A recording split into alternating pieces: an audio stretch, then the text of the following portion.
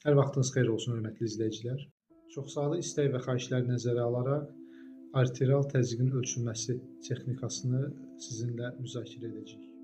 Arterial təzyiqi ölçmək üçün əsasən cihazlar elektron, yəni avtomatik və mexaniki olur. Gördüyümüz bu cihaz elektron cihazların bir nümunədir. Bu isə arterial təzyiqi ölçmək üçün istifadə olunan mexaniki cihaz, yəni tonometrdir. Elektron cihazların işləmə funksiyası çox asandır.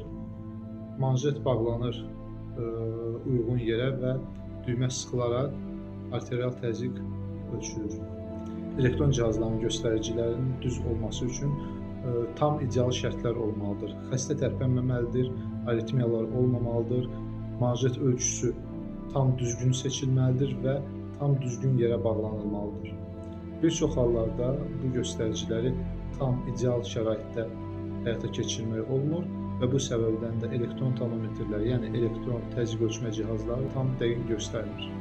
Şəxsi təcrübəyə və ümumi təcrübəyə əsaslanaraq keyfiyyətli təzyiq ölçmək üçün, daha dəqiq təzyiq ölçmək üçün mexaniki təzyiq ölçmə cihazlarından istifadə olunur. Bu səbəbdən də mexaniki təzyiq ölçmə cihazının istifadə qaydasını düzgün və dəqiq öyrənmək üçün bizim növbəti videolarımızı gözləyin.